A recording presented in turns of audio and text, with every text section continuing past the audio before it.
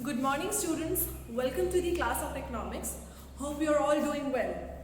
Students, today we are going to start with a new chapter of statistics. We have already covered two chapters from microeconomics, and today we will be starting with statistics, which is the another book that is the part of your syllabus. But before starting, I want to make one important announcement. Students, CBSE has revised the syllabus, and there are few corrections and few editing of this topics in the syllabus. So along with this video today, I will be sharing the latest copy of your syllabus, updated syllabus. Please match your syllabus and we will be covering the topics according to it. Okay, so let's begin with our today's class.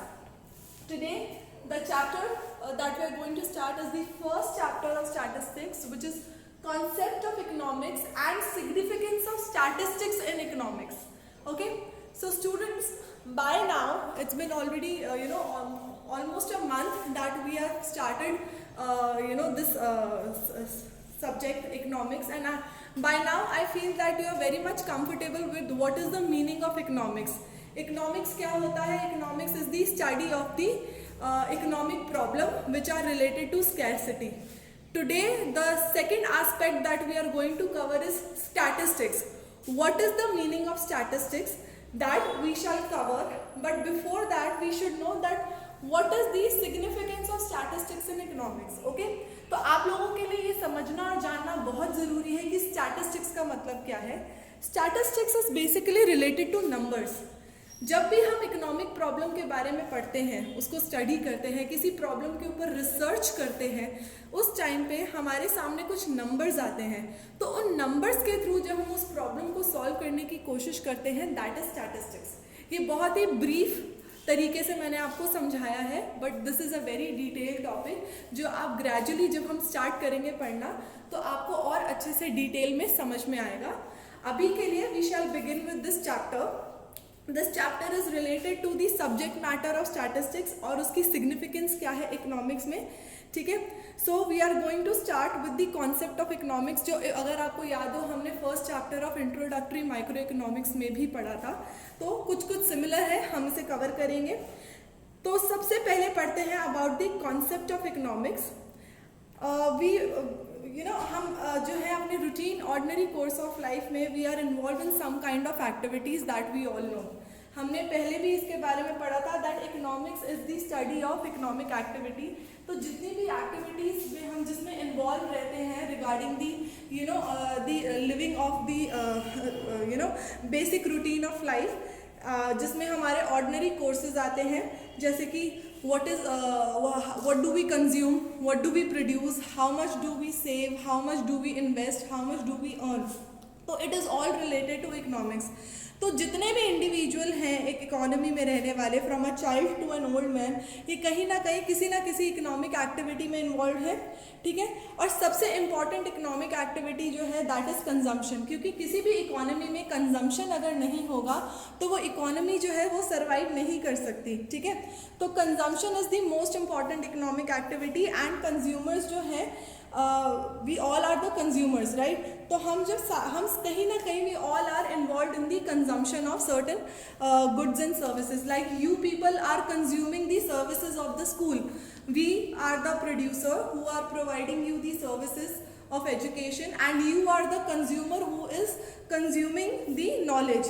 ठीक है, तो कहीं ना कहीं we all are involved in economic activity. तो सबसे पहला जो aspect है, सबसे पहला concept जो economics का है, मैंने कुछ concepts जो है वो mention किए हैं, जो basic concepts economics से related, जो सबके लिए जानने बहुत ज़रूरी हैं. सबसे पहला concept है who is a consumer. A consumer is someone who consumes goods and services for the satisfaction of his wants. ठीक है, जैसे कि हम बाहर जाते हैं, we go to a shopping mall, हमें किसी चीज़ की ज़रूरत है, we want a new branded mobile phone, तो हम मार्केट जाएंगे, हम मोबाइल फ़ोन खरीदेंगे, तो वी आर अ कंज्यूमर, क्योंकि उस मोबाइल फ़ोन से हमारी नीड्स एंड वांट्स जो है वो सेटिस्फाई होती हैं. Okay, now what is consumption?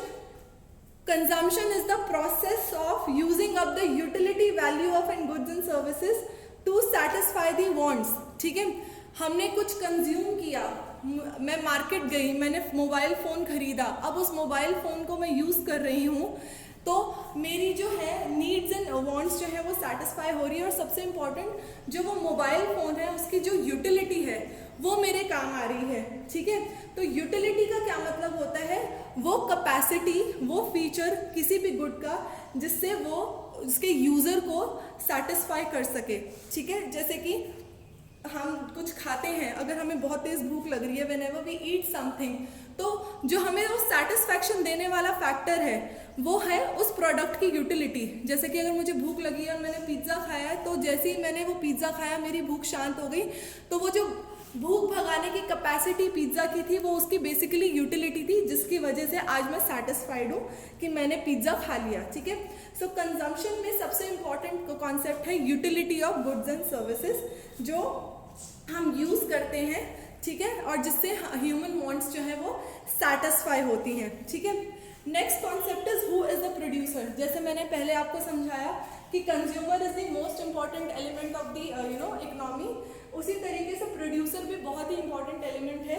Y? क्योंकि कंज्यूमर तब तक कंज्यूम नहीं कर पाएगा जब तक प्रोड्यूसर उस गुड को प्रोड्यूस नहीं करेगा। आप मेरी सर्विसेज को तब तक इनहेरिट नहीं कर सकते जब तक मैं आपको वो सर्विसेज प्रोवाइड नहीं करूंगी। तो कंज्यूमर के साथ साथ प्रोड्यूसर भी बहुत ही इंपॉर्टेंट रोल प्ले करता है इकोनॉमी में। Producer is one who produces the goods और sell the goods and services, जिससे उसको इनकम जनरेट होती है। जब वो कुछ प्रोड्यूस करता है तो उसके बेसिस पे उसको इनकम मिलती है, एंड उसी इनकम से वो फर्दर जो है प्रोडक्शन करता है, ठीक है। तो प्रोडक्शन में बेसिकली क्या होता है, जब रॉ मटेरियल को फिनिश्ड या यूजफुल थिंग्स में कन्वर्ट किया जाता है, और वो उस जो वो रॉ मटेरियल होता है, when it acquires the utility, and utility is the capacity to satisfy the needs and wants of the consumer. तो जब एक सिंपल रॉ मटेरियल से एक लकड़ी के टुकड़े को जब टेबल में कन्वर्ट किया जाता है, दैट इज द प्रोडक्शन। क्योंकि लकड़ी का टुकड़ा किसी के काम का नहीं है, बट जब उसको हमने टेबल की फॉर्म में, प्रोड्यूसर ने उसको टेबल की फॉर्म में कन्वर्ट कर दिया, it means he has undergone the process of the production. Okay, next part is savings. Now savings and investment they both go hand in hand, ठीक है।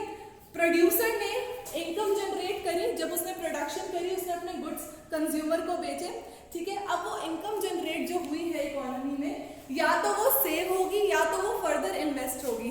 तो सेविंग में हम क्या करते हैं, we do not consume a particular part of our income, उसको हमने सेव कर दिया for the future contingencies. And investment is कि जब हमने अपनी अनअर्न्ड इनकम को, स्पेसिफिकली हमारी सेविंग्स को हमने फर्दर बिजनेस में या कहीं और इन्वेस्ट कर दिया जिससे हमें और इनकम जनरेट हो सके, that is investment.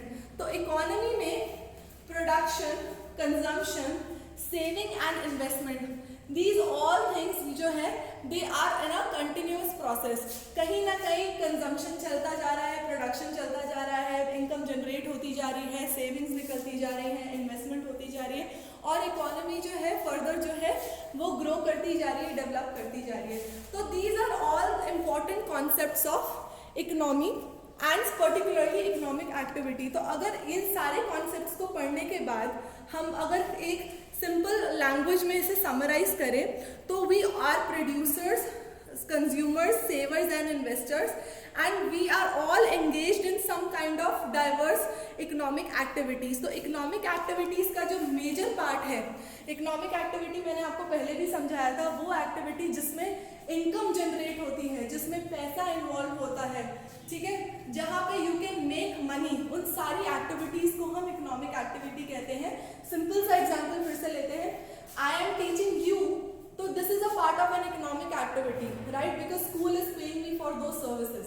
But if I teach my younger brother at my home, so that will not be counted as a part of economic activity, क्योंकि वहाँ पर I am not able to generate any kind of income, I am just helping my brother to study, right. तो जो कोई भी activity जहाँ पे income generation नहीं होता, that do not form the part of economic activity, ठीक है। तो इकोनॉमिक एक्टिविटी से ही एक इकोनॉमी चलती है, ठीक है। तो it is related to the use of scarce means, जिन्हें स्केर्स रिसोर्सेज भी कहा जाता है, ठीक है। जो हमारी जो रिसोर्सेज हमारे पास अवेलेबल हैं, हम अपने वांट्स के अकॉर्डिंग, अपनी नीड्स के अकॉर्डिंग उनको यूज़ करते हैं, ठीक है। तो be it you are the richest person on the earth, still you can not have everything that you want at a particular point of time. Why? Because resources are scarce in relation to the wants.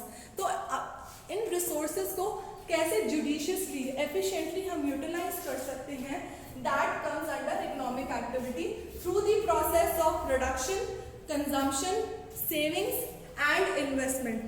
So this is how you will be able to distinguish that जितने भी हमारे ordinary courses of life है, business course of life है, they all are somehow related to economics. तो Alfred Marshall जो एक बहुत बड़े इकोनॉमिस्ट रहे हैं, जो he was the father of modern economics, उन्होंने इकोनॉमिक्स को डिफाइन ही ऐसे किया है that the study of Mankind in ordinary business of life. Study of Mankind means कि एक man, a human being who is involve in different activities on daily basis, कहीं ना कहीं वही सब मिलकर जो है इकोनॉमिक एक्टिविटी या इकोनॉमिक्स को डिफाइन करते हैं।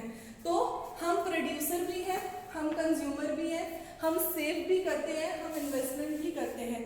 So somehow we all, every human being, our activities are related to economics or the study of economics, ठीक है। So this was the basics of concepts of economics. These were the basic components that we have studied. Next would be the scarcity in relation to economic problem.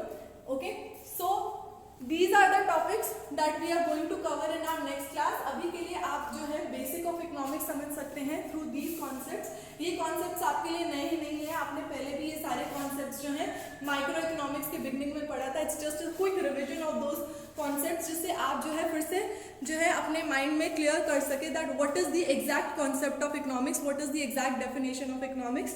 और अब इस economics को हम आगे statistics से कैसे रिलेट करेंगे, ये फर्दर इस चैप्टर में हम पढ़ेंगे, ठीक है। सो for today that was all. Next we shall continue in the our next class. Thank you.